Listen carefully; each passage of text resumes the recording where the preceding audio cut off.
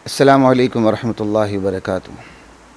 बिस्मिल्लाहिर्रहमानिर्रहीम वस्सलातु वस्सलामु अला खातमिल मासूमीन व अला आलिहि व सहबिहि अजमाईन, अम्मा बाद। ख़वातीन व हज़रात, आज की ख़बरनामे के साथ खलीक़ुर रहमान आपसे मुखातिब हैं। आज हफ्ते का दिन है 26 ज़ीक़ात 1446 हिजरी और 24 मई 2025। फितनतुल हिंदुस्तान के ख़िलाफ़ ज़रब अज़ब जैसे ऑपरेशन की तैयारियाँ। बहरहाल जी, बहुत खुशी होती है, यकीन करें, बहुत हौसला बुलंद होता है कि अल्लाह ताला ने इस वक्त पाक अफवाज को वो क़ियादत नसीब की है। अल्लाह ताला ने हम पे रहम खाते हुए कि जो हिंदुस्तान को उसकी ज़ुबान में जवाब दे रही है और बेहतरीन तरीके से शरीयत की रूह से जवाब दे रही है। अल्लाह ताला इनकी कमी कोताहियों को भी माफ़ फरमाए और इन्हें मुकम्मल तौर पर इस्लाम पे अमल करते हुए दुश्मनों का सामना करने और दुश्मनों को ज़ेर व ज़बर करने की अल्लाह तौफ़ीक़ अता फ़रमाए। इस हवाले से हम आप से बात करते रहे हैं।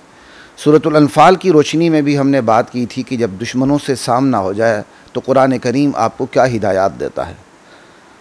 वो जो हिदायत थी इंतहाई समराइज़ करके 1 2 1 2 3 करके आपके सामने रख देता हूँ। फिर जो मज़ीद बातें रहती थी इंशाअल्लाह उस पर भी बात होगी और इस पर भी बात होगी कि आज हम इंडिया के ख़िलाफ़ हमारी फ़ौजें सफ़ आरा हैं, लेकिन हम ख़ुद कहाँ खड़े हैं अपने आमाल से, अपनी सकाफ़त से, अपने कल्चर से, अपने तहज़ीब व तमद्दुन से।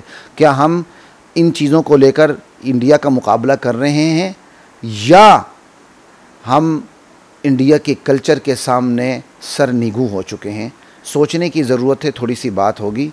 सूरतुल अनफ़ाल की आयत नंबर 45 से या अय्युहल्लज़ीना आमनू इज़ा लक़ीतुम फ़िअतन फ़स्बुतू वज़्कुरुल्लाह कसीरन लअल्लकुम तुफ़्लिहून। अल्लाह ताला ईमान वालों से कहते हैं कि जब तुम सामना हो जाए दुश्मन से तो फिर साबित कदमी दिखाओ। ये पहली हिदायत है। और अल्लाह का ज़िक्र करो, ये नहीं कि तुम नग़मे रिलीज़ करो, ए पुत्र हटा दे नहीं विक दे ना, अल्लाह को याद करो। अल्लाह के बारे में अपने तसव्वुरात ठीक कर लो कि फ़तह देना, शिकस्त देना, ये सारे काम अल्लाह के हैं। अल्लाह को याद रखो अपने दिल से, अपनी ज़ुबान से, अपने अमल से। 2 हिदायत, क्योंकि तुम कामयाब हो जाओ। और फिर खुसूसन मैदान जिहाद में अल्लाह और उसके रसूल की इताअत को छोड़ना नहीं। 3, और फिर जब तुम दुश्मनों से सफ़ आरा होते हो तो तुम्हारे आपस में एक दूसरे से गिले होते हैं, शोबों के शोबों से, फ़र्द के, समाज के समाज से, कौमों के कौमों से, सूबों के सूबों से, इलाक़ों के इलाक़ों से गिले शिकवे होते हैं। कहा ये गिले शिकवों का टाइम नहीं है, लड़ना नहीं है। ये नहीं कहा अपनी लड़ाई ख़त्म कर दो और क्या कहते हैं, तुमने जो झगड़े हैं, जो हक़ पर है हक़ पर जाने दो, जो बातिल है बातिल पे बस सारा कुछ फिनिश कर दो। ये मतलब भी नहीं है। मतलब ये कि इस वक्त तुमने लड़ना नहीं। बाकी जो तनाज़ात हैं वो बाद में आपस में हल करते रहो। वला तनाज़ाओ, आपस में लड़ना नहीं है। आज हमें एक मुत्तहिद होने की ज़रूरत है। और इस हवाले से शायद मैंने भी पहले भी मोदी का शुक्रिया अदा किया था कि मोदी की जारहियत की वजह से हमारी बिखरी कौम के अंदर अल्लाह ताला ने इत्तिहाद की फ़िज़ा पैदा कर दी है। और ख़ुद हिंदुस्तान के अंदर अल्लाह ताला ने मोदी की जारहियत की वजह से ख़ुद हिंदुस्तान की सफ़ों के अंदर अल्लाह ताला ने फूट डाल दी है। तो अल्लाह की कितनी कमाल की हिदायत हैं। तुमने आपस में लड़ना नहीं, वगरना तुम्हारी हवा उखड़ जाएगी। और 5वीं हिदायत ये है, सब्र करना है, साबित कदमी दिखानी है, जो मुसीबतों पर सब्र करना है, गुनाहों से सब्र करना है, सामने आने वाली मुश्किलात पर तुमने सब्र करना है। और 6ठी हिदायत ये कि तुम्हारी अखलाकी हालत ठीक होनी चाहिए। दुश्मनों और तुम्हारे दरमियान एक इम्तियाज़ी शान ये होनी चाहिए कि तुम्हारी अखलाकी हालत ठीक हो। दुश्मनों की सफ़ों में शराब शबाब कबाब की महफ़िलें गर्म होंगी, वो लोंडियाँ लेकर आएंगे, वो बदमस्त होंगे, गाने नाच सब कुछ, गाजे बाजे सब चलेंगे। तुमने ये काम नहीं करना। तुम्हारी अखलाकी हालत बिल्कुल एक शानदार और आलिशान होनी चाहिए, पुरवकार होनी चाहिए। और 7वीं हालत वो ये है कि तुम्हारी नज़रियाती हालत भी दुश्मनों से ठीक होनी चाहिए। दुश्मन तो अल्लाह के रास्ते से रोकने के लिए सफ़ आ रहा है, जाहरियत पर उतरा हुआ है। तुमने जो लड़ना है अल्लाह के कलमे को बुलंद करने के लिए लड़ना है, महज वतन के लिए नहीं लड़ना। ये वतनियत का बुत भी एक बहुत बड़ा बुत है जो हमारे बास क्या कहते हैं अफराद में अपने शोबों की वजह से बड़ा शदीद किस्म का होता है। किसी मुसलमान को किसी मुसलमान पर कोई फजीलत हासिल नहीं सिवाय तकवा के। ये बात ही गलत है कि एक पाकिस्तानी की जान 1000 अफ़गानों से ज़्यादा अजीज़ है। ये शायद सबक़त लिसानी होगी या जज्बात में निकल गई होगी, लेकिन ऐसी बात करके अपने मुसलमान भाइयों को मजरू नहीं करना चाहिए, उन्हें ज़ख्मी नहीं करना चाहिए। अफ़गानी हो, पाकिस्तानी हो, तुरानी हो, तुर्की हो, अरबी हो, आजमी हो, इनकी जो फजीलत एक दूसरे पर है वो सिर्फ़ और सिर्फ तक़वा की वजह से और कोई भी नहीं। बहरहाल ये 7 हिदायत थीं। 7 हिदायत के बाद जो अगली आयत है, आयत नंबर 48, अल्लाह ताला उसमें साफ फरमा देते हैं कि जब दुश्मन सफ़ आ रहा होता है तुम्हारे ख़िलाफ़ तो शैतानी क़ुव्वतें भी दुश्मनों के साथ खड़ी हो जाती हैं, यहाँ तक कि जिन्नात भी इंसानी शक्ल में आते हैं और वो दुश्मनों की सफ़ में खड़े हो जाते हैं। तो आज आप देखें जब दुश्मन हमारे मुकाबले में इंडिया खड़ा हुआ तो जिन्नात की ताकतें तो होंगी साथ हैं, लेकिन आप देखें इंसानों में से जितने भी शयातीन हैं, आलमी तागूत हैं, आप ईरान हैं, आप क्या कहते हैं, आप देख लें इसराइल है, आप अमेरिका है, यहाँ तक कि तो सुनने में आ रहा है कि इसराइल बराह रास्त इंडिया में मौजूद था, ऑपरेशन को ऑपरेट कर रहा था पाकिस्तान के ख़िलाफ़। तो असल में इंडिया सामने था, असल लड़ाई तो पाकिस्तान की इसराइल से हो रही थी, अमेरिका से हो रही थी। तो अल्लाह ताला इससे भी ख़बरदार करते हैं, जब तुम दुश्मनों के ख़िलाफ़ सफ़ आ रहा होते हो तो याद रखो दुश्मनों की सफ़ में जिन्नात भी आ जाते हैं, इंसानी शक्ल में आ जाते हैं। तो जन्नात आते हैं तो जो इंसानी शैतान है वो तो बतरीक़ औला आते हैं, लेकिन हिम्मत नहीं हारनी क्योंकि अल्लाह साथ है।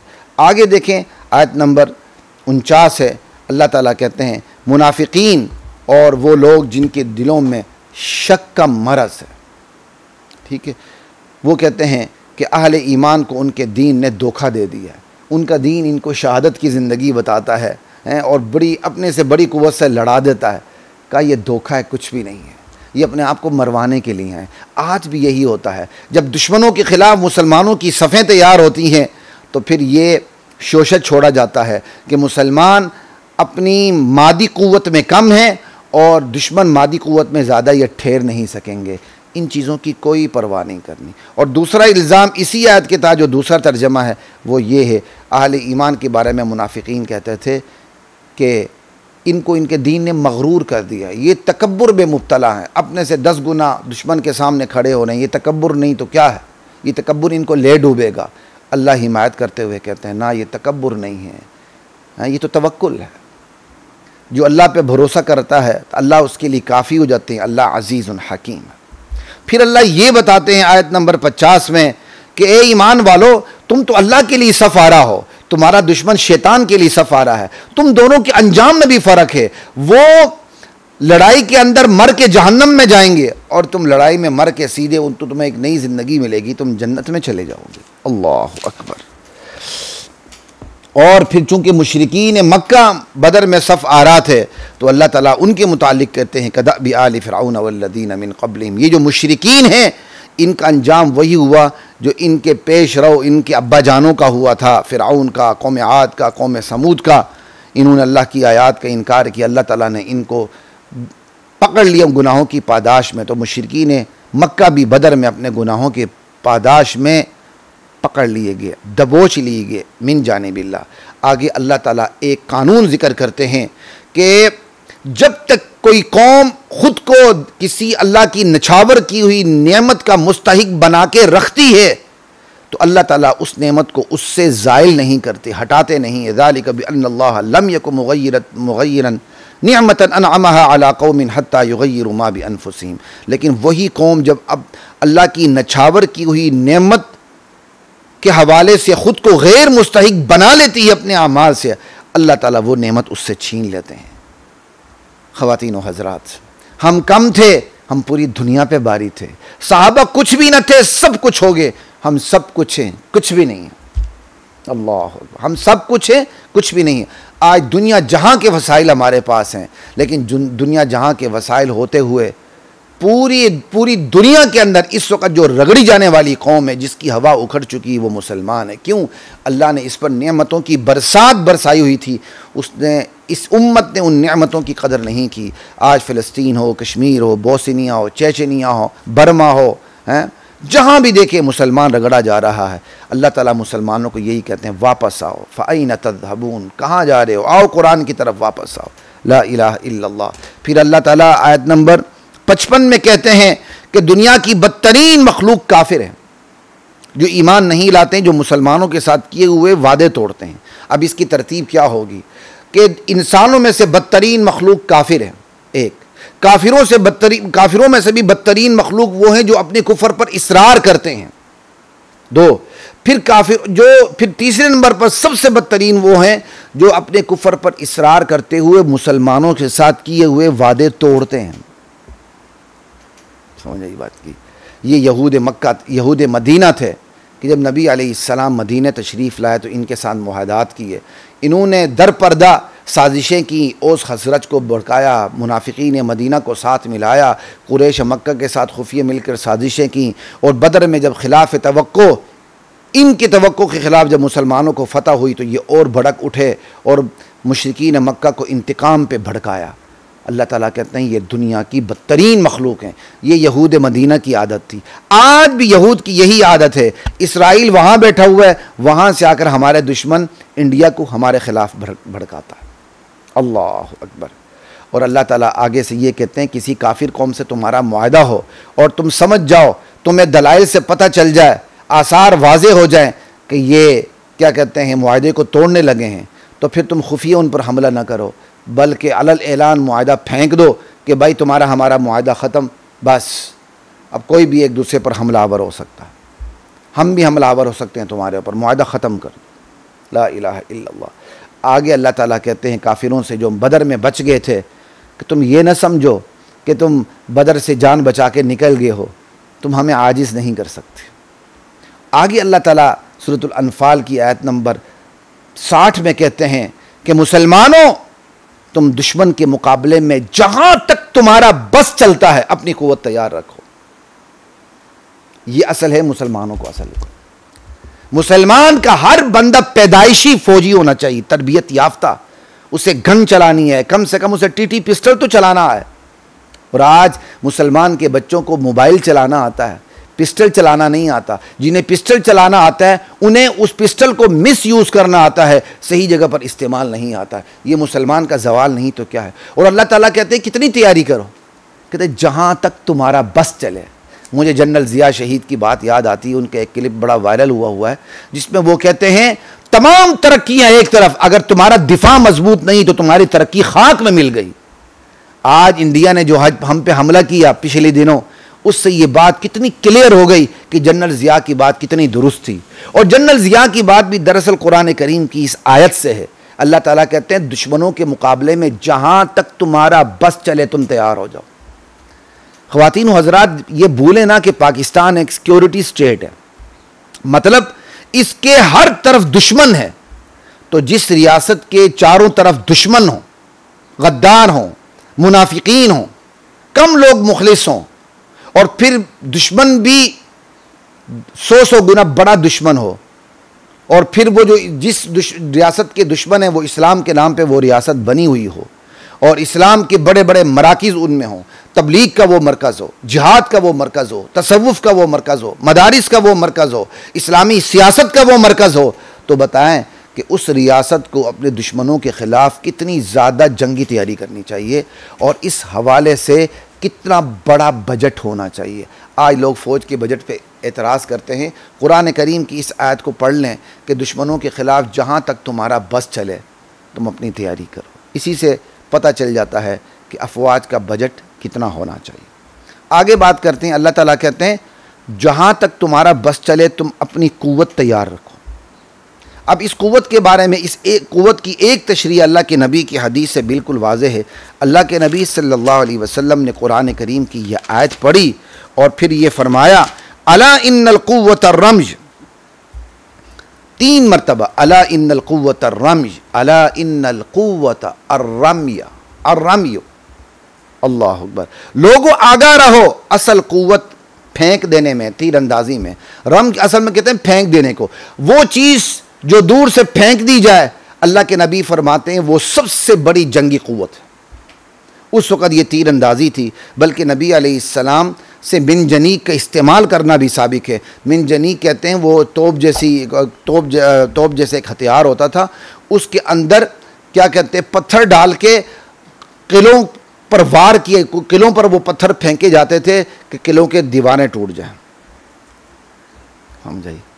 तो अल्लाह के नबी फरमाते हैं असल क़ुव्वत जो है फेंक देने में, वो आज भी आप देखें कि असल क़ुव्वत मिज़ाइल में, मिज़ाइल टेक्नोलॉजी के अंदर है। और आपको पता होना चाहिए गालिबन 80 की दिहाई में जन्नत ज़िया शहीद ने मिज़ाइल के हवाले से ये मुआहदात कर लिए थे, टेक्नोलॉजी के हवाले से, कोरिया वगैरह। अब इस पर बात करने की ज़रूरत नहीं।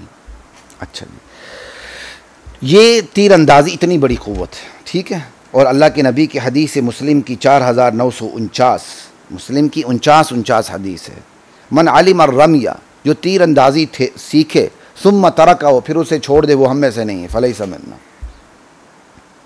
ये तीर अंदाज़ी की अहमियत है।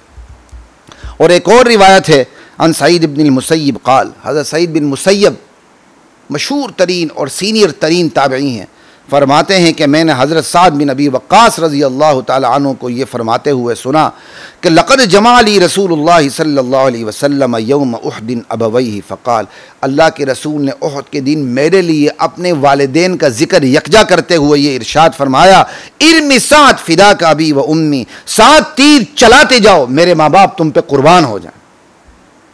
और अल्लाह के नबी बाकायदा जब तीर चलाए जाते थे जंग में, तो आप उठ के बाकायदा देखते थे कि ये तीर किस निशाने पे जाके लगा है।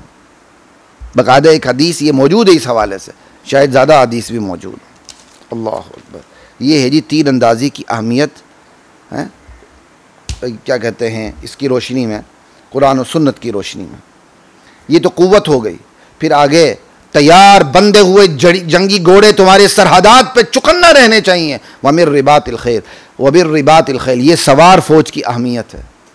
सवार फौज यानी एक तरफ आपकी मिसाइल की क़ुव्वत भी कुरान और हदीस, कुरान से साबित हो गई, सवार फौज की अहमियत भी कुरान से साबित हो रही। वमिर रिबातिल खैल, तैयार बंधे हुए चुकन्ना घोड़े तैयार होने चाहिए। और घोड़ों के बारे में अल्लाह के नबी की हदीस है, अल खैल माक़ूदुन फ़ी नवासी अल खैर इला यौमिल क़ियामा। ये इब्न उमर रज़ी अल्लाह ताला अन्हु से रिवायत है कि अल्लाह के नबी ने फरमाया, ये घोड़े इनकी पेशानियों में क़यामत तक के लिए खैर और बरकत की गिरा लगा दी गई है। ये मुत्तफ़क़ अलैहि हदीस है, अल्फाज बुखारी के हैं, मुत्तफ़क़ुन अलैहि लफ्ज़ुल बुखारी। अल्लाहु अकबर। ये है जी। तो जो कामयाबी आती है ना, वो आती अल्लाह की तरफ से है, लेकिन उसकी भी तो दुनिया भी तो दारुल असबाब है। तो दारुल असबाब के अंदर जो अल्लाह की मदद आती, वो भी असबाब की सतह पर आती है। कामयाबी अल्लाह की तरफ से आती का ये मतलब नहीं आप हाथ पे हाथ रख के बैठ जाए अल्लाह कामयाब कर देगा। तो फिर रिज़्क़ भी अल्लाह की तरफ से आता है, मुंह को सीधे, खुद ब खुद रिज़्क़ अंदर चला जाएगा, खुद ब खुद पानी अंदर चला जाएगा, भूख मिट जाएगी, प्यास बुझ जाएगी। ऐसा होता है नहीं। अल्लाह ताला ने वमा मिन दाब्बतिन फिल अर्ज़ि इल्ला अलल्लाहि रिज़्क़ुहा, ज़मीन पर चलने वाले हर जानवर की अल्लाह ताला ने रिज़्क़ की जिम्मेदारी उठाई है। लेकिन क्या इसका ये मतलब है कि बंदा मुंह सीधे कि खुद रिज़्क़ चल के आएगा? नहीं, जिम्मेदारी उठाइए। क्या मतलब? बंदे को वसाइल इख्तियार करने पड़ेंगे, रिज़्क़ आता चला जाएगा। इसी तरह अल्लाह ताला ने कहा मैं खिलाफत दूंगा, तो ये भी यही है, खिलाफत के लिए कोशिश करेंगे, खिलाफत की राहें खोलेंगे। बिल्कुल इसी तरह ये भी है कि दुश्मनों के मुकाबले में अल्लाह ने कामयाबी देनी है, लेकिन अल्लाह ने वसाइल भी बता दी, वसाइल इख्तियार करो। क्यों? दुनिया दारुल असबाब है। अल्लाह की मदद दुनिया में असबाब की सतह पर आती है। और जब बंदा अल्लाह के बताए हुए असबाब इख्तियार नहीं करता, तो फिर अल्लाह की मदद भी नहीं आती। ये बात याद रखें, अल्लाह की फिर मदद भी नहीं आती। अल्लाह अकबर। हाँ, अल्लाह की हिदायत के मुताबिक बंदा असबाब इख्तियार करे, मस्तता तुम, जहां तक गुंजाइश है, तो फिर दुश्मन के मुकाबले में जो असबाब की कमी वो अल्लाह पूरी फरमा देते हैं। ये 4 बातें आपने याद रखनी है। कामयाबी अल्लाह की तरफ से, 1 अल्लाह की तरफ से कामयाबी असबाब की सतह पर आती, 2 और फिर अल्लाह के बताए हुए असबाब को इख्तियार किया न जाए तो कामयाबी नहीं आती, 3 हाँ, अल्लाह की हिदायत के मुताबिक जहां तक गुंजाइश असबाब इख्तियार कर लें। अब कम असबाब कम हैं तो असबाब की कमी को अल्लाह खुद पूरा फरमा देते हैं। 4 आज मुसलमान जहां अपने ईमान में, नजरियात में, किरदार में कमजोर है, वहां दुश्मन के मुकाबले में असबाब इख्तियार करने में भी कमजोर है। और हमेशा याद रखें ख़वातीन और हजरात, ग़ल्बे इलाही के 2 निज़ाम हैं। एक निज़ाम ये कि बंदे के पास ईमान की ताकत हो और अपनी गुंजाइश के मुताबिक असबाब और वसाइल इख्तियार कर ले। अल्लाह फिर उस ईमान की ताकत की बरकत से असबाब की कमी को पूरा फरमाकर अल्लाह ताला मुसलमानों को फ़तह अता फरमा देते हैं। यही मतलब है, कम मिन फ़ियतिन क़लीलतिन ग़लबत फ़ियतन कसीरतन बिइज़्निल्लाह। अल्लाह की जमात से छोटी छोटी जमातें बड़ी बड़ी जमातों पर गलबा पा लेती हैं। ये बात याद रखें। ये है खुदाई एक निज़ाम कि ईमान होते हुए अपनी इस्तिताअत के मुताबिक पूरी जंगी तैयारी। और गलबा इलाही का दूसरा निज़ाम यह है कि बंदे के पास ईमान है ही नहीं है, लेकिन मुकम्मल तौर पर वो मादी कुव्वत से असलहे से लेस है। अब जब मादियत का मादियत से टकराव होता है तो अमूमन यह होता है कि जिसके पास ज़्यादा मादी कुव्वत हो, ज़्यादा हौसला हो, ज़्यादा जुर्रत हो, अल्लाह उसको फतह दे देते हैं। लेकिन जब ईमानी कुव्वत का मादी कुव्वत से टकराव हो और फिर ईमानी कुव्वत ने अल्लाह की हिदायत के मुताबिक अपनी गुंजाइश के मुताबिक असबाब भी इख्तियार किए हों, तो फिर अल्लाह ताला बड़ी से बड़ी मादी कुव्वत के मुकाबले में भी ईमान की कुव्वत और ईमान की हकीकत को कम वसाइल के बावजूद फतह अता फरमा देते हैं। लेकिन अगर ईमानी कुव्वत और मादी कुव्वत का टकराव हो और ईमान की कुव्वत भी ईमान की कुव्वत ना हो, ईमान की सूरत हो, शक्ल हो, अंदर ईमान की हकीकत मौजूद ना हो, तो फिर वो ईमान की सूरत मुकाबला नहीं कर सकती। वो जो असबाब ईमान वालों के पास थोड़े से होते हैं, उन असबाब का मुकाबला होता है मादी असबाब से। तो अमूमन यही होता है, काफिरों के पास मादी कुव्वत ज़्यादा होती है, मुसलमानों के पास मादी कुव्वत कम होती है। अब कम मादी कुव्वत का, कम मादी हकीकत का ज़्यादा मादी हकीकत से मुकाबला हो जाता है। तो फिर अमूमन यही होता है, कम मादी हकीकत जिनके पास कम है वो शिकस्त खा जाते हैं, यानी मुसलमान, और मादी हकीकत जिनके पास ज़्यादा है यानी काफिर, वो फतयाब हो जाते हैं, वो फातेह हो जाते हैं।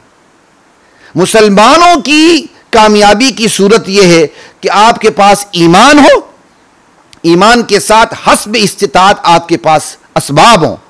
अब ईमान की हकीकत का टकराव मादियात की हकीकत से होता है। जब हकीकत का हकीकत से टकराव होता है तो ईमान की हकीकत गलबा पा ली जाती है, मादी हकीकत नीचे आ जाती है। ईमान की हकीकत के साथ जो मादी हकीकत मुसलमानों के पास है, असबाब, उसकी कमी अल्लाह ताला ईमान की हकीकत की बदौलत पूरा फरमा देते हैं। यह है गलबा इलाही के दो निज़ाम। एक खालिस मादी निज़ाम होता है और एक ईमानी निज़ाम होता है, जिसके अंदर अल्लाह की डायरेक्शन के मुताबिक, अपने इस्तिताअत के मुताबिक असबाब की कुव्वत भी मौजूद होती है।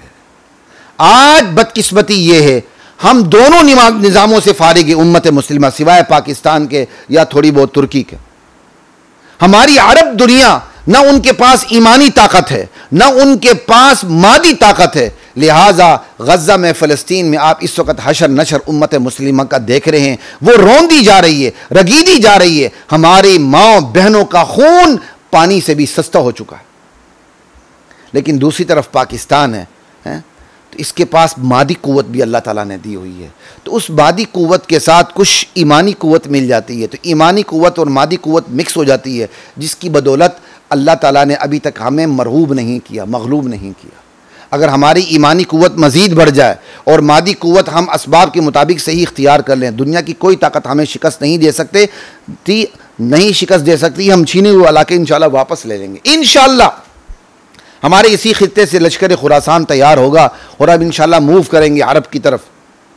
मुत्तहिदा हिंदुस्तान ये सारा हमारा है। मुत्तहिदा हिंद पर कभी हिंदू बुनिया हुकूमत नहीं कर सका था। ये तो अंग्रेज़ ने पूरे हिंदुस्तान पर कब्ज़ा करने के बाद जाते हुए तोहफे में हिंदुस्तान को दे दिया, और उस तोहफे में जो साजिश की, उस साजिश में हम भी शूरी गैर शूरी तौर पर आलाकार बन गए। चाहिए तो ये था कि हिंदुस्तान में जहाँ जहाँ मुसलमान है, कम अज़ कम वहाँ पाकिस्तान होता, वगरना अंग्रेज़ ने हमसे हुकूमत छीनी थी, हमें वापस देता।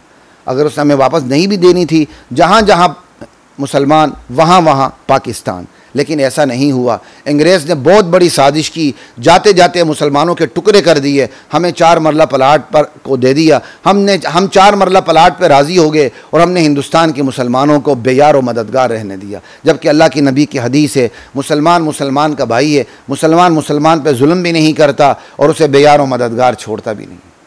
ये एक अलग दर्दनाक, दुखता सुलगता मौजू है, इस पर इस वक्त बात करने का मौका नहीं। यहाँ सिर्फ मैंने यही बात करनी है, गलबा इलाही के 2 निज़ाम होते हैं, ईमानी निज़ाम और मादी निज़ाम। आज उम्मत के पास न ईमानी निज़ाम है न मादी निज़ाम है, तो वो कहाँ से कामयाबी हासिल करे? सिर्फ पाकिस्तान एक ऐसा मुल्क है जिसके पास अपनी ताकत के मुताबिक एक मादी निज़ाम अल्हम्दुलिल्लाह मौजूद है। उसके साथ जो छोटी मोटी ईमानी क़ुव्वत है वो हमारी काम कर जाती है, तो ईमानी निज़ाम और मादी निज़ाम मिल के हम उनका मुकाबला कर लेते हैं। अगर अरबों के पास अकीदा सही है, ईमान मौजूद है, लेकिन उनके पास अल्लाह की हिदायत के मुताबिक असबाब सिरे से है ही नहीं है, तो जितना मर्जी आप ईमानी निज़ाम बना लें, लेकिन अल्लाह की हिदायत के मुताबिक अगर आपके पास असबाब नहीं है, आप जीत नहीं सकते। भाई बदर में हमने मुकाबला किया तो कुछ ना कुछ तो था ना हमारे पास। ऐसा तो नहीं हुआ था कि राविन के मरकज से उठ के जाके बदर के मैदान में चले गए और अबू जहल की क्या कहते हैं सरबराही में जब मैदान बदर में मुशरिकीन मक्का का लश्कर सामने हुआ तो हमने मिसवाक शुरू कर दी और फ़ौरन 2 रकात नफल नमाज पढ़ ली कि वो आगे से हथियार लेके आए, हम 2 रकात नफल नमाज पढ़ के मुकाबला करते हैं। ऐसा तो नहीं हुआ ना, बल्कि जितनी तैयारी हो सकती थी वो तैयारी मादी करके मैदान में उतरे। उसका नतीजा क्या निकला कि चूंकि अल्लाह ताला ने कहा देखो ये मेरे नबी के सहाबा हैं, इन्होंने अपने बस के मुताबिक दुश्मन के खिलाफ ईंट पत्थर कंकर छोटी मोटी तलवार जो तैयारी करनी थी वो लेकर आ गए। अब ईमान की बरकत से मैं इनकी छोटी सी तैयारी में वो बरकत दे दूंगा कि अपने से बहुत बड़े दुश्मन के मुकाबले में ये फतेहयाब हो जाएंगे। और दुनिया ने देख लिया फिर ग़ज़वा बदर जो मैदान लगा और मैदान सजा, फिर कामयाब कौन हुआ? तो आज अरबों के पास कोई ये सवाल कर सकता है, इसलिए अल्लाह ताला ने मेरे ज़हन में बात डाल दी कि अरबों का अकीदा हमसे दुरुस्त है। मैं बरमला कहता हूँ पाकिस्तान के बहुत बड़ी तादाद उलमा से भी अरब के अवाम का अकीदा तौहीद खुसूसन बहुत मजबूत है। हम तो यहाँ बनस्पति लोग हैं, हम अपने आप को सही अकीदा कहते हैं, लेकिन कब्रों से फैज़ लेने की फ़िक्र में, कब्रों की रूह से बातें करने की फ़िक्र में, ये अकीदा है। इस अकीदे पर अल्लाह की रहमत नहीं आती, समझ आई? मुर्दों से मदद लेना, मुर्दों से मदद लेने पर अल्लाह की लानत आती है, रहमत कभी भी नहीं आती। ये बात याद रखिए। मदद अल्लाह करता है, मुश्किल कुशा अल्लाह है। कब्र में पड़ा हुआ मुर्दा आपकी मुश्किल कुशाई, आपकी तकदीर का मालिक नहीं है। तो अरब के लोग अपने अकीदे में पाकिस्तान की बहुत बड़ी तादाद उलमा से भी वो ज़्यादा बेहतर हैं, लेकिन अल्लाह ताला ने उसके ईमानी क़ुव्वत के बावजूद उनको ये हुक्म भी तो दिया है कि असबाब तैयार करो दुश्मन के मुकाबले में, लेकिन उनके पास असबाब नहीं है। उनके पास मजबूत चीज़ ईमान के पास उनकी मजबूत बादशाहतें हैं। वो छोटी छोटी रियासतों के राजे हैं, वो राजे महाराजे अपनी रियासत में बड़े मजबूत हैं, लेकिन उनकी फ़ौज मजबूत नहीं है। बिल्कुल उनके पास किराए की फ़ौज है, किराए का असला है, मांगा टांगा असला है, तेल की दौलत देके वो असला खरीदते हैं, उनके पास कोई टेक्नोलॉजी नहीं। तो जनाब अल्लाह की मदद अल्लाह की असबाब की सतह पर जाहिर होती है, और असबाब इख्तियार 100% मुसलमान भी असबाब इख्तियार न करे अल्लाह उसको मदद नहीं देते। अगर अल्लाह 100% असबाब न भी हों फिर भी मदद देते तो ग़ज़वा बदर में मुसलमान कभी भी तैयारी न करते, बल्कि मुशरिकीन मक्का के लश्कर के सामने जाके अल्लाहु अकबर 2 रकात नफल नमाज की नीयत मान लेते। ऐसा नहीं हुआ, ये बात याद रखें। तो यहाँ तक तो मेरी बात थी, आगे बात चलाते हैं। अल्लाह ताला ने कहा अपनी क़ुव्वत तैयार करो। भाई क़ुव्वत कौन सी? नबी अलैहिस्सलाम ने तीर इस्तेमाल किया, चलें जी तीर अंदाज़ी सीख लेते हैं और तीर बना लेते हैं, नहीं। टाइम एंड स्पेस के मुताबिक क़ुव्वत, नबी अलैहिस्सलाम के दौर में जिस क़ुव्वत की ज़रूरत थी अल्लाह के नबी ने वो क़ुव्वत हासिल करने की कोशिश की। यहां तक कि बाद सहाबा को दुश्मनों से भी क़ुव्वत लेने के लिए आपने भेजा कि उनसे वो टेक्नोलॉजी सीखें, वो हथियार बनाना सीखें। गालिबन कहीं मुझसे गलती ना हो, ठीक है ना? या ये खंदक कैसे बनी थी? सलमान फ़ारसी रज़ी अल्लाह ताला अन्हु मुसलमान हुए थे, वो ईरान के थे। दुश्मन का दिफा यूं किया जाता था, उनके मशवरे पर खंदक तैयार की गई थी। अरब तो खंदकों से वाकिफ़ ही नहीं थे कि दुश्मन से दिफा खंदकों की सूरत में भी होता है। तो जनाब अल्लाह ताला ने जो ये कहा है ना क़ुव्वत तैयार करें, तो वो जो क़ुव्वत है वो ज़मान और मकान के मेयार के मुताबिक हो कि ज़माना जिस किस्म का है, हालात जिस किस्म के हैं, उन हालात को सामने रखते हुए अपने बस के मुताबिक क़ुव्वत तैयार करना। ये पहली बात हो गई। क़ुव्वत पर मैंने 4 बातें आपसे करनी इख्तिसार के साथ। और दूसरी बात, जब आपने क़ुव्वत तैयार कर ली तो दुश्मन के सामने अपने हालात को सामने रखते हुए क़ुव्वत का भरपूर मुज़ाहरा करें ताकि आपकी क़ुव्वत की दाग उन पे बैठ जाए, वो जुर्रत ही ना कर सके मैदान में उतरने की। और ये अल्लाह फरमाते हैं तुरहिबून बिही अदुव्वल्लाहि व अदुव्वकुम, अपनी कुव्वत से तुम अल्लाह के दुश्मन को और अपने दुश्मन को डराओ, और ऐसे दुश्मनों को डराओ जो इनके अलावा हैं, जिन्हें तुम नहीं जानते अल्लाह जानता है। यानी अपने मालूम दुश्मन और नामालूम दुश्मन दोनों को डराओ। एक मालूम दुश्मन तो सामने होता है, लेकिन मुनाफिक नामालूम होता है। फिर वो काफिर कुव्वतें भी नामालूम होती हैं जो फिलहाल आपसे नहीं लड़ती, लेकिन वो अच्छे वक्त के इंतज़ार में होती हैं। तो ये सारे दुश्मन मुराद हैं। आप पाकिस्तान की गिरदो पेश में नहीं देखते, ईरान आपका कितना बड़ा दुश्मन है। ईरान के दिफाई मुआहदे हैं इंडिया के साथ, और इस वक्त पाक इंडिया जंग में ईरान ने मुकम्मल तौर पर इंडिया का साथ दिया है। यह है अल्लाह के कुरान की आयत के मुताबिक जो ईरान पे फिट हो रही है। तुम उन दुश्मनों के मुकाबले में अपनी कुव्वत तैयार करो, तुम जिन्हें नहीं जानते अल्लाह जानता है। हमारी कौम की बहुत बड़ी तादाद हमसाया इस्लामी मुल्क समझती है, वो हमसाया इस्लामी मुल्क नहीं है। इस्लाम की जगह कोई और लफ्ज़ लगा दे, समझ, वो हमसाया मुनाफिक मुल्क है। ईरान के मुआहदे हैं बाकायदा इंडिया के साथ कि पाक भारत जंग में इंडिया की तमाम एयरपोर्ट्स को ईरान क्या कहते हैं, ईरान के तमाम एयरपोर्ट्स को इंडिया इस्तेमाल कर सकते हैं। आपको पता होना चाहिए। चंद साल पहले कलभूषण पकड़ा गया था, यही पाक इंडिया जंग के दौरान आगे पीछे कलभूषण जैसा एक और कलभूषण भी पकड़ा गया जो ईरान से ऑपरेट हो रहा था। तो जनाब अल्लाह ताला ने पहले दिन से कह दिया है, अपनी कुव्वत ऐसी तैयार करो, फिर उस कुव्वत का मुजाहरा भी ऐसा करो कि दुश्मन तुम्हारी तरफ मैली आंख से देखने की हिम्मत ही ना करे, हिम्मत करे तो उसकी आंख फोड़ दी जाए। तो एक क्या हो गई पहली हिदायत कि ज़मान व मकान, टाइम एंड स्पेस, हालात के मुताबिक दुश्मन के मुकाबले में कुव्वत की तैयारी एक। नंबर दो, उस कुव्वत का मुजाहरा भी ऐसे हो, जैसे हम कहते हैं ना, हमने एटमी मिज़ाइल का तजर्बा कर लिया, हमने Shaheen missile, Gauri missile, Alfatah missile का तजर्बा कर लिया। ये तजर्बा क्या होता है? दुश्मन पर दाग बिठाना होता है। खबरदार हमारी तरफ मैली आंख से ना देना, वरना तुम्हारी ईंट से ईंट बच जाएगी। हम सारे उधार चुका देंगे, और इंशाअल्लाह हमने उधार चुकाने हैं। अल्लाह करे कब्र में जाने से पहले उधार चुकाने की अल्लाह हमें तौफीक अता फरमाए। मेरे दिल में तो आग लगी हुई है, ये मुत्तहिदा हिंद हमारा है, हम इंशाअल्लाह इनसे हिंद लेके रहेंगे।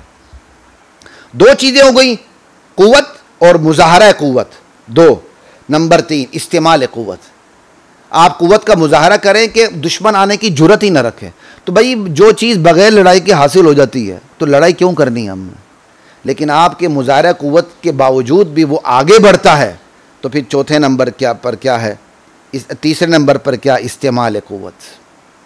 फिर आप कुव्वत को इस्तेमाल करें। जैसे हमने इंडिया के ख़िलाफ़ अपनी कुव्वत इस्तेमाल करके उसके दिफाई निज़ाम को तितर बितर करके ताराज करके हमने बता दिया तुम हमारे सामने आओगे तो ये 71 और 65 का 71 का पाकिस्तान नहीं है, ये 2025 का पाकिस्तान है, तेरी ईंट से ईंट बजा देंगे। तो ज़मान व मकान के मुताबिक कुव्वत, मुज़ाहरा कुव्वत, इस्तेमाल कुव्वत, और चौथी चीज़ कुव्वत मुरहिबा। आपने जो कुव्वत तैयार कर दी वो कुव्वत भी ऐसी हो जिससे दुश्मन डरे। वो ये ना हो कुव्वत कि आपने तो बहुत बड़ी कुव्वत हासिल कर ली, लग्जरीज लाइफ में आप आगे, जापान की तरह आपने तरक्की हासिल कर ली, स्वीडन नॉर्वे की तरह आप क्या कहते तरक्की हासिल कर ली, लेकिन उस तरक्की से आपको तो फ़ायदा होता है कि आप लशपश 1-1 फुट की कालीनों के ऊपर कदम रखते हैं और अपने घरों के अंदर 10-10 एसी लगाते हैं और एक लग्जरी स्टाइल आपकी क्या कहते हैं लाइफ होती है। इससे दुश्मन डरता नहीं है, बल्कि इससे दुश्मन को मज़ीद इत्मीनान होता है कि ये कौम सहूलत पसंद हो चुकी है, ये कौम ऐसी सहूलत पसंद कौम को शिकस्त देना हमारे लिए आसान है, जो पसीना भी सह नहीं सकती, जिसके मोर्चों में भी एयर कंडीशन लगे होते हैं। इसलिए कुरान जिस कुव्वत की बात करता है वो आम कुव्वत नहीं है कि आप लग्जरी स्टाइल में आ जाएं, बल्कि उस कुव्वत की बात करता है जिससे डराया जाए दुश्मन को। कुव्वत मुरहिबा तुरहिबून बिही अदुव्वल्लाहि व अदुव्वकुम। ये हैं कुव्वत की बारे में 4 बातें जो मैंने आपके सामने कर दी। अल्लाहु अकबर। और फिर आगे जब आप कुव्वत तैयार करेंगे, समझ आई, तो फिर कुव्वत के लिए क्या होता है? पैसा खर्च होता है। कुव्वत के लिए पैसा खर्च होता है कि आपने दुश्मन के मुकाबले में इतनी बड़ी तैयारी करनी है। कहा वमा तुनफिकू मिन शैइन फ़ी सबीलिल्लाह युवफ़्फ़ा इलैकुम व अंतुम ला तुज़लमून।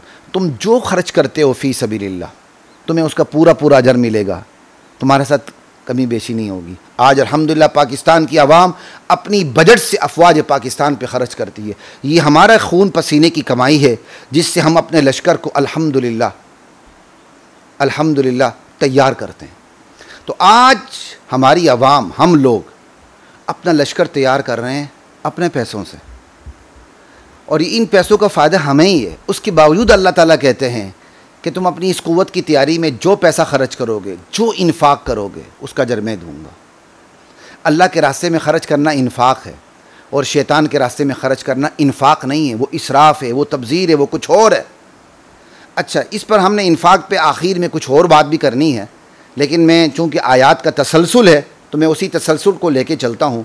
अब आगे अल्लाह ताला कहते हैं अगर दुश्मन सुलह की तरफ माइल हो जाएं तो मेरे नबी आप भी माइल हो सकते हैं, अगर आप इसमें मसलिहत समझें। अब आप देखें पहले आयत में क्या कहा, दुश्मनों के मुकाबले में भरपूर तैयारी करो। आगे कहा अगर दुश्मन माइल हो जाए, अगर दुश्मन झुक जाए सुलह की तरफ तो आप भी माइल हो जाएं। तो क्या मतलब हुआ, आयत में कनेक्शन क्या है? आपकी भरपूर तैयारी दुश्मन के मुकाबले में उसे सुलह पर झुकने पे मजबूर कर देती है। अगर आपकी दुश्मन के मुकाबले में भरपूर तैयारी नहीं है तो दुश्मन को आप सुलह पे मजबूर नहीं कर सकते, बल्कि आप सुलह की भीख मांगेंगे और दुश्मन आगे से आगे आपको रगीदता चला जाएगा, और यही हो रहा है। समझे? इसलिए फुकहा ने कुरान करीम की दीगर आयात को भी सामने रखते हुए खुलकर इस हवाले से बात की है। फला तहीनु वतदउ इला सल्मी, आपने कम हिम्मत नहीं होना और सुलह की दरख्वास्त नहीं करनी। कम हिम्मत हो के खुद सुलह की दरख्वास्त करना यह इस्लाम की शान के मुताबिक नहीं है। इसलिए इसहाक डार साहब, कल आपने जो बात की थी मुझे बहुत बुरी लगी थी कि भाई दुश्मन सुलह की तरफ आए। भाई आप सुलह की भीख क्यों मांगते हैं? चलें जी, आप कहेंगे हमने भीख नहीं मांगी, हमने तो उनको बताया ना करें। मोदी आगे से बड़के लगा रहा है और आप कहेंगे सुलह की तरफ आना होगा। भाई आप सुलह का नाम ही ना लें। आप इतनी मजबूत तैयारी रखें, आपकी इतनी दाग बैठे, और अल्हम्दुलिल्लाह दाग बैठी हुई है कि खुद दुश्मन खुद दरख्वास्त करे, और अल्हम्दुलिल्लाह मोदी ने बड़ी बड़ी कुव्वतों से दरख्वास्त करके ये जंग रुकवाई। और चूंकि हमारे भी ऊपर बड़े बड़े तवागीद बैठे हुए हैं जिनसे हम मजबूर हो जाते हैं, तो हमने फिर अमेरिका, सऊदिया, इन सब के कहने पर हमने जंग रोक दी। वगैरह अल्हम्दुलिल्लाह हमारे जर्नेल जंग रोकने पर आमादा नहीं थे। हमें पूरा हुस्न ज़न्न है, जो आसार भी बताते हैं। जैसे मैंने पहले भी कहा था, शहबाज शरीफ ने कहा कि सिपाही सालार का फ़ोन आया, दुश्मन जंग की तो सुलह की बात कर रहा है, तो वज़ीर आज़म कहते हैं मैंने उन्हें कहा अगर वो खुद सुलह की बात कर रहा है तो हमें सुलह कर लेनी चाहिए। इसी से पता चलता है कि जर्नेल फ़ौरन सुलह पर आमादा नहीं थे। अल्लाह कहता है कि अगर दुश्मन सुलह की तरफ माइल हो जाए तो तुम माइल हो सकते हो। ये हो सकते हो पर भी मैंने अभी बात करनी है इल्मी सतह पर। और साफ कहा फला तहीनु, पस हिम्मत नहीं होना, वतदउ इला सल्मी, सुलह की दरख्वास्त करते नहीं फिरना। और हमारे इसहाक डार साहब चूंकि एक चार्टर्ड अकाउंटेंट बंदे हैं और ताजिर पेशा बंदे हैं, तो उनका कल का बयान मैंने पढ़ा, कहता दुश्मन को सुलह करनी होगी। सुलह, भाई इसका मतलब आप कुछ और अल्फाज में दुश्मन को खुद सुलह की तरफ माइल कर रहे हो। मुसलमान की शान नहीं कि वो जारहियत की सूरत हाल में, उस सूरत हाल में जब दुश्मन बरह रास्त ताबड़तोड़ हमले आप पर करने की फिक्र में है और कंट्रोल लाइन पर आपको तंग कर रहा है, आप आगे से सुलह का लफ्ज़ भी मुंह में लाएं, चाहे आपकी नीयत, चाहे आप अंदर से पस्त हिम्मत ना भी हो। चलें जी, हम इसहाक डार साहब के बारे में हुस्न ज़न्न रख लेते हैं। आप पस्त हिम्मत ना भी हो तो जंगी सूरत हाल में खुद सुलह की बात करना यह मुसलमान की शान के खिलाफ है। एहसान, इस क्लिप को अलग भी करना आपने। जंगी सूरत हाल में सुलह की बात मुंह से निकालना यह मुसलमान की शान के खिलाफ है। मुसलमान के अंदर खा बुज़दिली ना हो, लेकिन ये सुलह के अल्फाज बुज़दिली को जाहिर करते हैं, पस्त हिम्मती को जाहिर करते हैं। ऐसा नहीं होना चाहिए। अपनी कुव्वत दुश्मन के मुकाबले में इतनी तैयार रखें कि खुद दुश्मन सुलह की बात करे, फिर आप शाहाना अंदाज से सोचें अब हमें सुलह करनी चाहिए या नहीं करनी चाहिए, और अगर सुलह करने में आपका फ़ायदा हो कर लें, न करने में फ़ायदा हो सुलह की दरख्वास्त डस्टबिन में फेंक के मैदान में उतरें। ये है कुरान खुदा का कलाम। व इन जनाहू लिस्सल्मी फजनह लहा व तवक्कल अला अल्लाह। अगर दुश्मन सुलह की तरफ माइल हो जाएं तो आप भी झुक जाइए। मैंने क्या कहते हैं आमदन ये तर्जमा किया है, जो हमारे उर्दू तर्जुमों में लिखा होता है ये तर्जुमा कि आप भी झुक जाएं। ये जुमला हमें गलतफहमी में डाल देता है, ऐसा तर्जुमा नहीं होना चाहिए। मैं ऐसे तर्जुमों से मुत्तफिक नहीं हूँ। हालांकि तर्जुमा करने वाले गलत मतलब नहीं ले रहे, लेकिन जब आप उसकी डिटेल में जाते हैं ना, फ़िक़ही तफसील में, फिर आपको पता चल जाता है कि आपको भी दुश्मन की सुलह की दरख्वास्त में जो आपको भी सुलह का हुक्म मिला है वो हुक्म किस नौइयत का है। तो भाई जिस नौइयत का है आपको उसी नौइयत के मुताबिक तर्जमा करना चाहिए। ज़िबान 100% ट्रांसलेट तो नहीं होती, तो आप ज़िबान का अंदाज व बयान तो सामने रखें ना।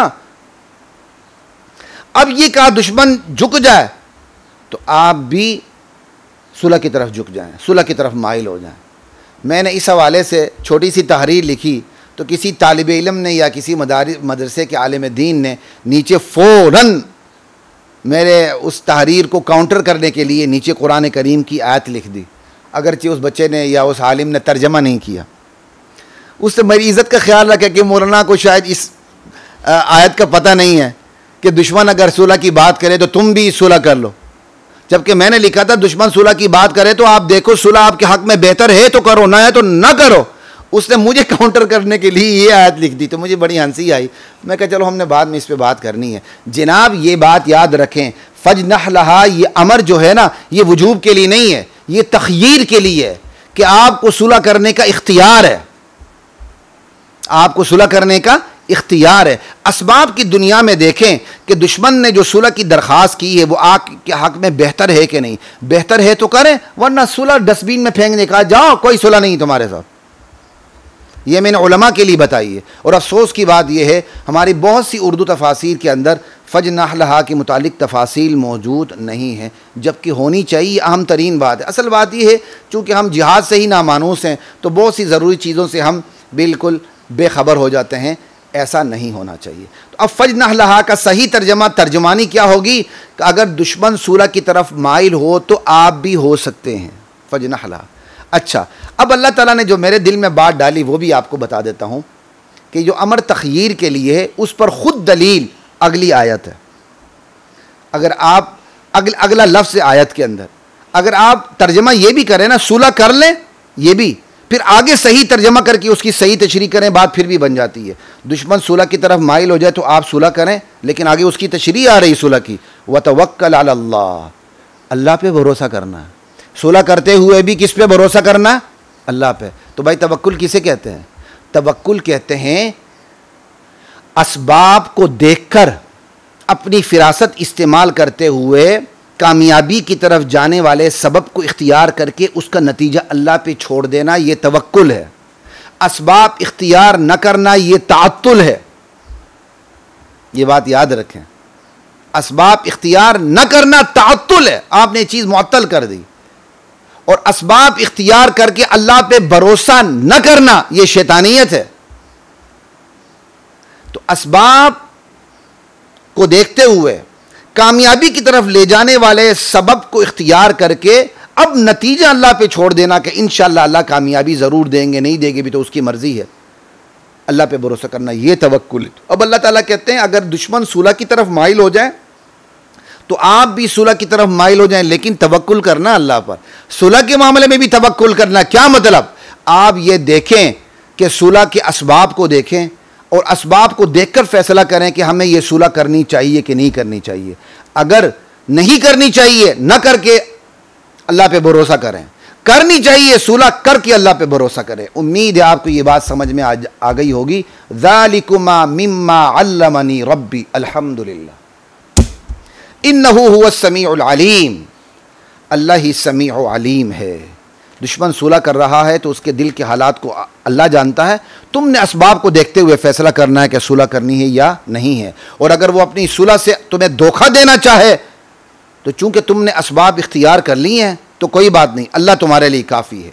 वही है जो अपनी नुसरत से मेरे नबी उसने अपनी मदद से आपकी तायीद की है, आपके हाथ मजबूत किए हैं, और मुसलमानों की मदद से मुसलमानों के ज़रिए मेरे नबी अल्लाह ने आपके हाथ मजबूत किए हैं। वही अल्लाह है वह अल्लफ़ बैन क़ुलूबिहिम, जिसने आपके सहाबा के दरमियान मोहब्बत डाल दी है। और वो मोहब्बत भी कैसी, लौ अनफ़क़्त मा फ़िल अर्ज़ि जमीअ मा अल्लफ़्त बैन क़ुलूबिहिम, अगर आप ज़मीन में जो कुछ दौलत है, जो कुछ असबाब हैं, वो आप इख्तियार करते, खर्च करते, तो फिर भी आप इनके दरमियान मोहब्बत पैदा नहीं कर सकते थे। अल्लाह ने इनके दिलों को जोड़ा। सहाबा जो मक्की थे, सहाबा जो मदनी थे, सहाबा जो मुहाजिर थे, सहाबा जो अंसार थे, सब के बारे में अल्लाह ताला अपने नबी से कहते, मेरे नबी इनके दिलों को मैंने जोड़ा है। आप दुनिया जहाँ का पैसा भी खर्च करते थे, इनके दिलों को जोड़ नहीं सकते थे, क्योंकि इनका तारीख़ी पस मंज़र आपस में लड़ना है। ओस और खजरज की लड़ाई, दोनों ने कस्में उठाई हुई थी एक दूसरे को ख़त्म करने की। फिर मुशरिकीन मक्का के कबाइल की लड़ाई, एक दूसरे से आगे बढ़ना, कहीं घोड़े दौड़ाने पे, घोड़े बढ़ाने पे झगड़ा, कहीं पाली पिलाने पे झगड़ा। अल्ताफ़ हुसैन हाली ने बड़ी बेहतरीन इसकी मंजरकशी की है। अल्ताफ़ हुसैन हाली मुझे इसलिए भी अच्छे लगते हैं कि वो जो आले तशय्युअ का जो अक़ीदा इमामत है वो उसके मुनकिर है। वो कहते उन्होंने इमामों को नबियों से बढ़ा दिया। खैर वो एक अलग बहस है। तो यहाँ बात हमारी ये हो रही है, अल्लाह के नबी अल्लाह फरमाते हैं ये मोहब्बत मैंने डाली है। तो इस मोहब्बत की मरकज़ी वजह क्या है, वो अल्लाह ताला ने खुद ही बात बता दी कि वलाकिन्नल्लाह अल्लफ़ बैनहुम, अल्लाह ने मोहब्बत डाली है। सहाबा के दरमियान मोहब्बत की मरकज़ी बुनियाद खुद अल्लाह है, अल्लाह की तौहीद है, उसकी ज़ात और सिफ़ात का क्या कहते हैं सही क्या कहते हैं ज़ात और सिफ़ात की सही समझ है। अल्लाह की तौहीद हर चीज़ की बुनियाद है। आज ये तो अल्लाह की तौहीद अच्छे अच्छे मुसलमानों को भी चुभती है, बहुत से बनास्पति मौलवियों को भी अल्लाह की तौहीद चुभती है। और अल्लाह ताला सहाबा के दरमियान मोहब्बत की बुनियादी वजह अपनी ज़ात को करार दे रहे हैं। अल्लाह ने मोहब्बत डाली, ये अल्लाह ने मोहब्बत डाली। और याद रखिए ये जो अल्लाह ताला ने जो अहले ईमान में मोहब्बत पैदा करते हैं उसकी बुनियादी वजह अल्लाह की ज़ात एक, दूसरी वजह दुश्मन को दुश्मन समझना। जो मुसलमान कौम दुश्मन को दुश्मन नहीं समझती वो गफलत का शिकार हो जाती है और गफलत दुश्मन को मुसल्लत कर देती है। दुश्मन को समझना, अल्लाह ताला कुरान में कहते हैं फहज़रहुम, इन दुश्मनों से चुकन्ना रहो। क़ातलहुमुल्लाहु अन्ना युफ़कून, कुरान की आयत बताती है कि दुश्मन को दुश्मन समझना चाहिए। या अय्युहल्लज़ीना आमनू ला तत्तखिज़ुल यहूद वन्नसारा औलिया बाज़ुहुम औलिया बाज़, यहूद और नसारा से दोस्ती नहीं करनी, ये एक दूसरे के दोस्त है, तुम्हारे दुश्मन है, तुम्हारे दोस्त नहीं है। तो मुसलमानों के आपस की मोहब्बत की दूसरी बड़ी वजह दुश्मन अल्लाह की हिदायत पर अमल करना है, दुश्मन को दुश्मन समझना है। जब मैं और आप दुश्मन को दुश्मन समझेंगे ना तो आपस में मुत्तहिद हो जाएंगे। आपस की हमारी जो कमज़ोरियाँ, एक दूसरे से गिले शिकवे हैं, वो मट्टी पाव पॉलिसी आ जाएगी कि यार छोड़ो, दुश्मन के मुकाबले में एक हो जाओ। लेकिन अगर आप दुश्मन को दुश्मन नहीं समझेंगे, दुश्मन से पींगे बढ़ाएंगे, तो आपके अंदर फूट पड़ जाएगी। दुश्मन को दुश्मन समझना, दुश्मन से नफरत करना, दुश्मन के खिलाफ तैयारी करना, दुश्मन के खिलाफ चुकन्ना रहना, जैसे कि पूरी आयत बताती है कि तुम कुव्वत तैयार करो, ये वो चीज़ें हैं जो मुसलमानों के दरमियान इत्तिहाद पैदा करती हैं। जैसे कुरान करीम में सहाबा के बारे में अल्लाह कहते हैं अशिद्दाउ अलल कुफ्फार रुहमाउ बैनहुम, काफिरों के बारे में सख्त, मुसलमानों के बारे में रहम दिल। ये रहम दिली से पहले सख्त दिली अल्लाह ने कही। काफिरों के बारे में मजबूत हैं, ये काफिरों के बारे में मजबूत होना ही इनके दरमियान आपस में मोहब्बत पैदा करता है। अशिद्दाउ अलल कुफ्फार, ये इल्लत है रुहमाउ बैनहुम की, कि काफिरों के बारे में ये सख्त हैं, बड़े मजबूत हैं, इसलिए आपस में ये बड़े रहम दिल हैं। अल्लाह अकबर। तो ये बात याद रखिए, दुश्मन को दुश्मन समझना, दुश्मन के खिलाफ तैयारी करना, दुश्मन से चौकन्ना रहना, ये आपस में इत्तेहाद पैदा कर देती है और यही चीज़ दुश्मनों में फूट डाल देती है। आपने देखा नहीं, अभी मोदी ने हम पे हमला किया, हमने जवाब दिया। इस जिहाद की बरकत से हमने दुश्मन को दुश्मन समझा। हमारी बिखरी हुई कौम, जिनके आपस में सियासी इख्तिलाफात हैं, नज़रियाती इख्तिलाफात हैं, इलाकाई इख्तिलाफात हैं, लिसानी, पंजाबी, पठान, बलोच, कश्मीरी, ये इख्तिलाफात हैं, लेकिन ये सारे इख्तिलाफात दुश्मन के मुकाबले में दब गए। हम दुश्मन के मुकाबले में एक हो गए। क्यों? जब हमने दुश्मन को दुश्मन समझा, हमने अपने छोटे इख्तलाफात को मट्टी पाव पॉलिसी की नज़र कर दिया, हम एक हो गए और इसकी बरकत से दुश्मनों में फूट पड़ गई। आपको पता होना चाहिए इस वक्त इंडिया की मुख्तलिफ कौमें आपस में लड़ रही हैं। एक तरफ जिहाद ने हम में इत्तिहाद पैदा कर दिया, दूसरी तरफ इसी इत्तिहाद ने हिंदुस्तान के समाज में दरार डाल दी है।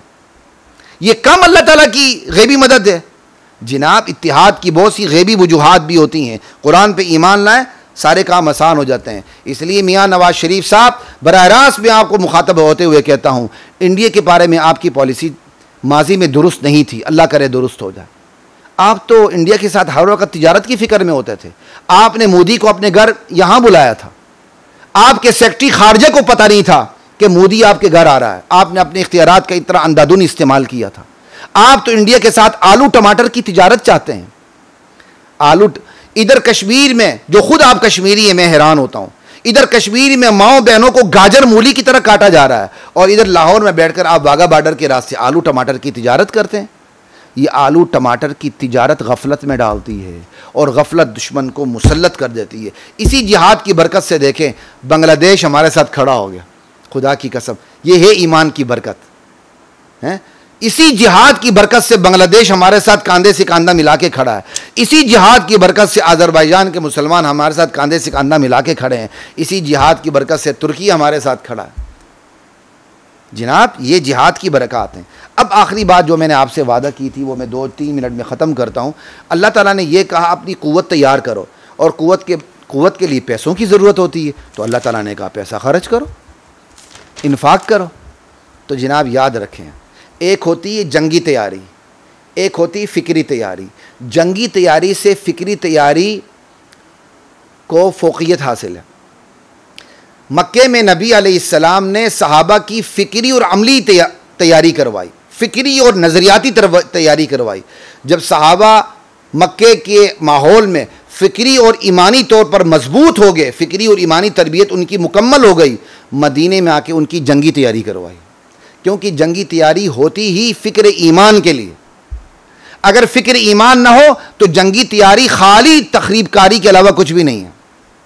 उसूल नूरुल अनवार में जब मैं पढ़ा करता था, उस वक़्त मैंने ये बात पढ़ी थी। नूरुल अनवार के अंदर लिखा हुआ कि अगर अल्लाह जिहाद में से एला कलिमतिल्लाह को निकाल दिया जाए, अल्लाह के कलमे की सरबुलंदी को निकाल दिया जाए, तो जिहाद जो है वो तखरीब बिलादिल्लाह है, ताज़ीब इबादिल्लाह है। अल्लाह के शेरों का बेड़ा गर्क करना है, तखरीबकारी करनी है उसके अंदर, और अल्लाह के क्या बंदों को अजाब में मुब्तला करना है। अगर जिहाद में इस्लाम की नीयत ना हो, फिर जिहाद में इस्लाम की नीयत ना हो, जिहाद रहता ही नहीं, वो जंग बन जाती है जिसमें तखरीब बिलादिल्लाह है, ताज़ीब इबादिल्लाह। तो जनाब, अगर अल्लाह ताला जंगी तैयारियों के बारे में आपको कहते हैं ये फ़ी सबीलिल्लाह, इसमें खर्च करो, तुम्हारे खर्च करने के सिले में हम कमी नहीं करेंगे, तो जंगी तैयारी होती है फ़िक्री तैयारी की हिफाजत के लिए। कि फ़िक्री तैयारी से जो आपने ईमान का पौधा लगाया, आपने ईमान के पौधे की हिफाजत अपने जंगी तैयारियों के ज़रिए भी करनी है। तो दो चीज़ें हो गई, एक है फ़िक्री तरबियत, एक है जंगी और अमली तरबियत। जंगी और अमली तरबियत पर फ़िक्री तरबियत को फ़ौक़ियत हासिल है। ठीक है। अगली बात, अब आपने फ़िक्री तरबियत पर भी खर्च करना है, जंगी तरबियत पर भी खर्च करना है। अब आप बताएं ज़्यादा खर्च करना किस पर होगा? अगर जंगी तरबियत पर खर्च करना इबारतुन नस से साबित है, वमा तुनफ़िक़ू मिन शैइन फ़ी सबीलिल्लाह, फ़ी सबीलिल्लाह को अगर हम सिर्फ जिहाद तक रख दें तो ये इबारतुन नस होगी जंगी तरबियत के हवाले से। जब जंगी तरबियत के हवाले से अल्लाह ताला कह रहे हैं खर्च करो, तो फ़िक्री तरबियत पर खर्च करना बतरीक़े औला साबित होगा। ये दलालतुन नस है। इसलिए सोशल मीडिया पे बड़के मारने वालों, मदारिस में 8-8 साल बाद लोग गुजार के ज़रबत सीगे का पता नहीं होता और ऊट पटांग बड़के मारते हैं और गालियां देते हैं। अपनी औकात ठीक करो, अपना इल्म ठीक करो, फिर आगे हमारे सामने गुफ्तगू करो, तुम्हें पता चले इल्म किस भला किस चीज़ का नाम है। अगर ये फ़ी सबीलिल्लाह, इससे मुराद ही जिहाद है, ठीक है, जैसा कि बहुत बड़ी तादाद गई है कि फ़ी सबीलिल्लाह से मुराद ही जिहाद है, तो ये जिहाद के लिए खर्च करना इबारतुन नस होगा। फ़िक्री तरबियत के लिए खर्च करना बतरीक़े औला साबित होगा, क्योंकि जंगी तरबियत से फ़िक्री तरबियत ज़्यादा अहम है। तो वो फ़िक्री तरबियत पे ख़र्च करना यहाँ से दलालतुन नस से साबित हो जाएगा।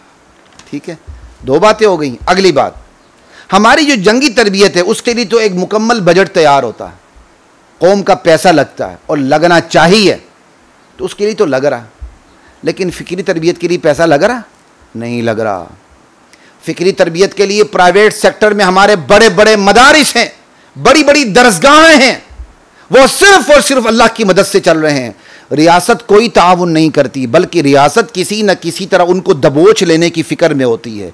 IMF, वर्ल्ड बैंक, मालियाती इदारे, अमेरिका, इसराइल और ये बड़े बड़े मुल्कों के क्या कहते हैं दबाव में आके, प्रेशर में आके, तागूती कुव्वतों के प्रेशर में आके हमारी हुकूमतें मदारिस को दबोच लेने की फ़िक्र में होती हैं। मदारिस मकामी दबाव का भी शिकार होते हैं, मुल्की दबाव का भी शिकार होते हैं, आलमी दबाव का भी शिकार होते हैं, और फिर अवामी दबाव का यूं शिकार होते हैं। अवाम हस्पतालों की मदद करती, यतीम खानों की मदद करती, स्पेशल माजरत के साथ पंजाब की अवाम, लेकिन मदारिस की मदद नहीं करती। मदारिस में सबसे ज़्यादा फ़ायदा खर्च कराची वाले कुछ करते हैं, समझ आई। तो ये दो तीन, एक तो है फ़िक्री तरबियत पे ख़र्च करना बतरीक़े औला कुरान से साबित, और दूसरी तरजीह मैंने आपको बता दी कि जंगी तरबियत पे तो खर्च हो रहा है, उसके लिए मुकम्मल बजट होता है, वो आप खर्च कर रहे हैं, तो मदारिस पे तो खर्च ही नहीं हो रहा। इसलिए मदारिस पे ख़र्च करना जंगी तरबियत पे ख़र्च करने से भी ज़्यादा ज़रूरी है। आज दुश्मन ने हमला किया तो बहावलपुर में भी मदरसे पे किया, मुरीदके में भी मस्जिद मदरसे पे किया। जनाब, दुश्मन आपका दुश्मन सिर्फ इस्लाम की वजह से है, कल्चर की वजह से नहीं है। कल्चर और हमारा तो उनका एक हो चुका है। खैर, मैं अब कल्चर पे भी थोड़ी सी बात करता हूँ, जो मैंने आपसे वादा किया था। तो बात ये होती है कि फ़िक्री तरबियत और जंगी तरबियत में से फ़िक्री तरबियत पे ख़र्च करना ज़्यादा ज़रूरी है, उसके बाद दूसरा दर्जा जंगी तरबियत का है, और फ़िक्री तरबियत के लिए मदारिस बने हुए हैं। इसलिए आज इस सूरत हाल में, मुल्की और आलमी सूरत हाल में, जहाँ मदारिस मकामी मुल्की दबाव का भी शिकार हैं, जहाँ मदारिस आलमी दबाव का भी शिकार हैं, और जहाँ मदारिस अवामी दबाव का भी शिकार है कि अवाम उन पर पूरी तरह इन्फाक नहीं करती, ये भी एक किस्म का दबाव है, ये भी एक किस्म की रोक टोक है।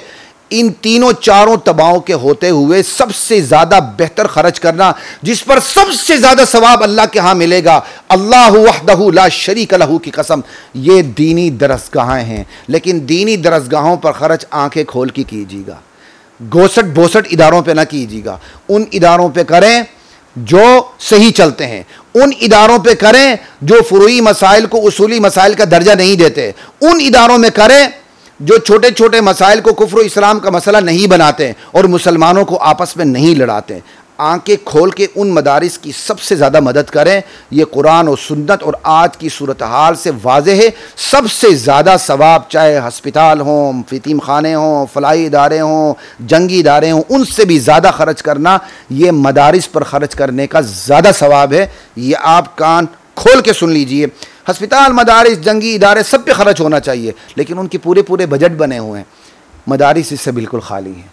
तो मदारिस पे इस पर कमाल तरीके से खर्च होना चाहिए, और ये कुरान और सुन्नत से ये बात साबित है। बार बार मैं रिपीट भी कर रहा हूँ क्योंकि दिल की तसल्ली नहीं हो रही, मैं चाहता हूँ इस पर मज़ीद बोलूँ। आज मदारिस पे जो खर्च करता है उसको बेवकूफ़ समझा जाता है, और खर्च करने वालों पर भी शैतान हमले करता है, कचौके लगाता है। हमारे यहाँ खुद ये हमारी फाउंडेशन है उस्मान, मैं आपसे कह रहा हूँ कि जब ये फाउंडेशन हमारी तैयार हुई, सब कुछ हमने काम शुरू किया, मैं यूनिवर्सिटी छोड़ के यहाँ बैठा हुआ हूँ। मैं यूनिवर्सिटी में भी पढ़ा, मैं असिस्टेंट प्रोफेसर था, ठीक है, और एक बेहतरीन तनख्वाह लेता था। मैं 3 जगह था, लाहौर लॉ कॉलेज में भी, लाहौर हाई कोर्ट में भी, यूनिवर्सिटी में भी, मदरसे में भी पढ़ाता था।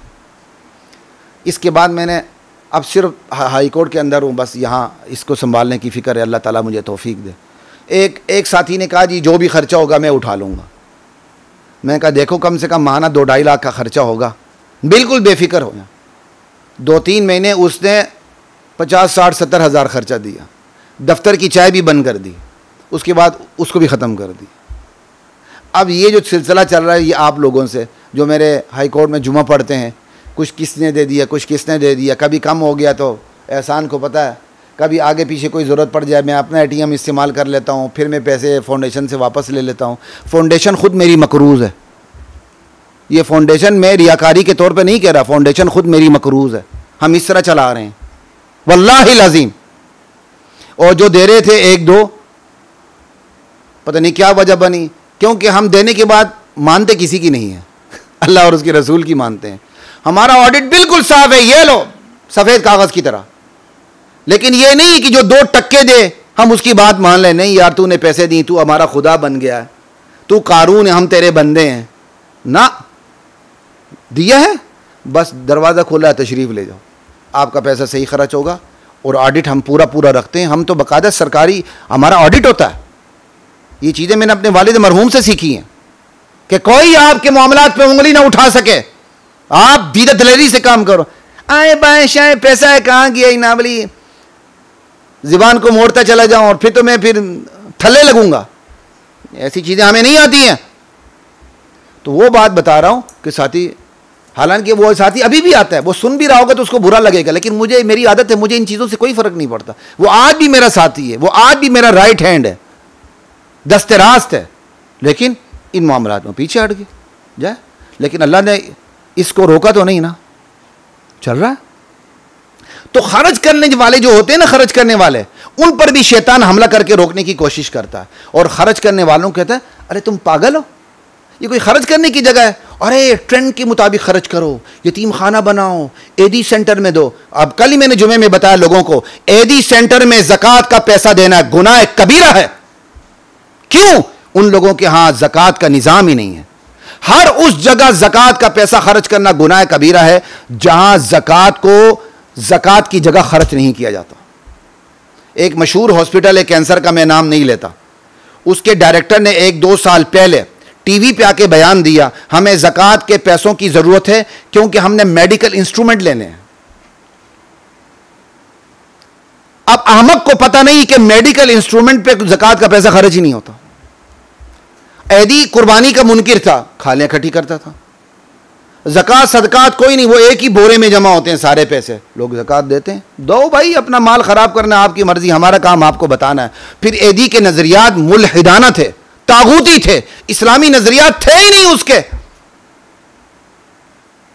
ये तो हमारे हालात हैं, लोगों को समझाएं, वो समझने को तैयार नहीं होते। तो बात ये हो रही है ख़वातीन व हज़रात, एक होता है बामकसद इंसान, वो दुनिया के नाम निहाद मसलहतों का शिकार नहीं होता। वो देखता है शरीयत कहाँ चाहती कि मेरा पैसा खर्च हो, बस फिर वो वहीं पैसा खर्च करता है, ज़माने की शाबाशियाँ नहीं लेता, वो बेपरवाह हो जाता है। एक होता है बेमकसद इंसान, उसकी ज़िंदगी का कोई मकसद नहीं होता, वो ज़माने की शाबाशियाँ लेता है, वो देखता है ट्रेंड कहाँ है खर्च करना। आज पंजाब के लोगों का ट्रेंड कहाँ है पता है? पंजाब के अमीरों का, कैंसर हॉस्पिटल में दो, एक हस्पताल बना लो, हस्पताल में खाने लगा दो, कोई यतीम खाना बना दो। मैं इस ट्रेंड की नफ़ी नहीं कर रहा, लेकिन इसी ट्रेंड पे रहकर मदारिस को बेयार व मददगार करना, ये अल्लाह आपके गरीबान पकड़ेगा। आप ये समझते हैं कि चंद मरीजों को आपने खाना खिला के आपने पैसों का हक अदा कर दिया? कभी नहीं, ये अल्लाह पकड़ेगा। कराची के लोग फिर भी खर्च करते हैं दीन पे। यहां के लोगों का ट्रेंड है जो दीन के तकादों को सामने नहीं रखते, दीन के तहत सबसे पहले कहां खर्च करो वहां खर्च करना। यहां ये ट्रेंड है ही नहीं, यहां चंद लोगों को ख्याल करते हैं, जो चंद लोग करते हैं ना, शैतान उन पर हमला कर देता है, यार ये क्या कर दिया। फिर अल्लाह भी तो है ना, इम्तिहान में डालता है। मिसाल के तौर पर एक बंदा है, उसने अल्लाह के नाम पे कोई ज़मीन दे दी, यहाँ मस्जिद बना लो, मदरसा बना लो, कारोबार डवाडोल होना शुरू हो गया उसका। अब वो शैतान उसे कचौके डालेगा, अरे तूने अगर अल्लाह के नाम पे ये ज़मीन न दी होती तो आज ये कारोबार डावाडोल हो रहा है, तुम्हारे काम आ जाता। समझ आई बात की? तो अल्लाह ताला अपने बंदों को इम्तिहान में डालता है, ठीक है ना। अल्लाह अपने बंदों को इम्तिहान में डालता है, इम्तिहान में डाल के देखता है ये क्या कर रहा है, तनहा नहीं करता। वो अल्लाह ताला ने दूसरी जगह साफ कह दिया, इन्नल्लाह युदाफ़िउ अनिल्लज़ीना आमनू। अल्लाह ईमान वाले जो अल्लाह पर ईमान लाते हैं, अल्लाह के अहकाम के मुताबिक ज़िंदगी गुजारते हैं, ख़र्च करते हैं, इन्फाक करते हैं, अल्लाह उनके दिफा में खड़ा हो जाता, दिफा के लिए हमेशा क्या कहते हैं सामने होता है। अल्लाह उनको तनहा नहीं करता, हाँ इम्तिहान में ज़रूर डालेगा। इसलिए ख़वातीन व हज़रात जो अल्लाह के रास्ते में ख़र्च करते हैं वो बड़े बामकसद लोग हैं, उन लोगों के मुकाबले में जो दीन के तकाज़ों को सामने न रखते हुए ख़र्च करते हैं। इसलिए ज़माने के तानों से बेपरवाह हो जाएं, शैतान के कचौकों से बेपरवाह हो जाएं, आपको अल्लाह तन्हा रहने नहीं देगा। ये अल्लाह ताला ने कुरान में वादा किया हुआ है, ठीक है जी, ये बात हो गई। आखिरी बात आपसे ये है, मैंने आपसे की थी कि आज हिंदुस्तान के साथ हम बरसरे पेकार हैं, तो क्या यही काफ़ी है कि बस चंद नारे लगा दिए और उसके बाद हम आराम से बैठ गए? नहीं, अब सबक लें। हिंदुस्तान की सकाफ़त, कल्चर, तहज़ीब, तमद्दुन को छोड़ दें। हमारा एडमिन भी लेट हो रहा है, तो इसलिए मैं अब इससे ज़्यादा बात नहीं करूँगा। 2 मिनट में मैं इसको चैप्टर क्लोज़ करता हूँ। हिंदुस्तान की सकाफ़त को, कल्चर को, रसूम व रिवाज को, आदात को, तहज़ीब व तमद्दुन को अपनी ज़िंदगी से निकाल दें। वो खुशी का मौका हो या गम का मौका हो, कोई फंक्शन हो, कोई तकरीब हो, कोई जनाजा हो या कोई शादी हो, हिंदुस्तान के तमाम रिवाज निकाल दें। शादी ख़त्म कर दें। इस्लाम में शादी का कॉन्सेप्ट ही नहीं, सिर्फ निकाह रखें, इजाब व कबूल। वलीमा है वो भी दे सके तो ठीक, न दे सके तो ठीक, कोई फ़र्क नहीं पड़ता। बस ये जहेज़ महेज़, ये क्या कहते हैं, पता नहीं कितने तोले सोने तो शोने, तो ये सारा ख़त्म कर दें। समझ आई बात की? हक महर पे आ जाएं, तो ये सारी चीज़ें ख़त्म कर दें। शादी निकाह लड़के ने किया है, तो घर बसाना लड़के की ज़िम्मेदारी है। लड़की की ज़िम्मेदारी कोई भी नहीं है कि वो आके घर बसाना शुरू कर दे, सामान लाए। हाँ, उस घर के अंदर उस घर को बसाना, मियाँ की इताअत करते हुए चलना, ये लड़की की ज़िम्मेदारी है। ठीक है, तो हिंदुस्तान की सकाफ़त को छुट्टी दे दें। हमारी खुशियाँ भी उससे खाली नहीं, हमारे गम भी उससे खाली नहीं। इसको बिल्कुल निकाल दें। जब तक ये काम नहीं करेंगे, उस वक़्त तक आप दुश्मन को शिकस्त नहीं दे सकते। इंदिरा गांधी ने, मेरा लड़कपन का बचपन का दौर था, इंदिरा गांधी ने उस दौर में कहा था, इंदिरा गांधी ने कहा था या उसकी बहू ने कहा था कि हमने पाकिस्तान को सकाफ़त के मैदान में शिकस्त दे दी है। और हकीकत भी है कि पाकिस्तान के घर घर में इंडियन कल्चर नाच कर रहा। समझ आई? यहाँ तक कि हिंदी के अल्फाज हमारे उर्दू में आ चुके हैं। समझ आई बात की? तो ये तो कल्चर राज कर रहा है। इसलिए इसको आप खुशफहमी का, गलतफहमी का शिकार, खुशफहमी का शिकार ना हो जाएं। दुश्मन को जब तक आप ज़िंदगी के हर मैदान में शिकस्त नहीं देते, उस वक़्त तक आपको चैन से नहीं बैठना चाहिए। ये मेरे और आपके ईमान का तकाज़ा है। वस्सलामु अलैकुम वरहमतुल्लाहि वबरकातुहू।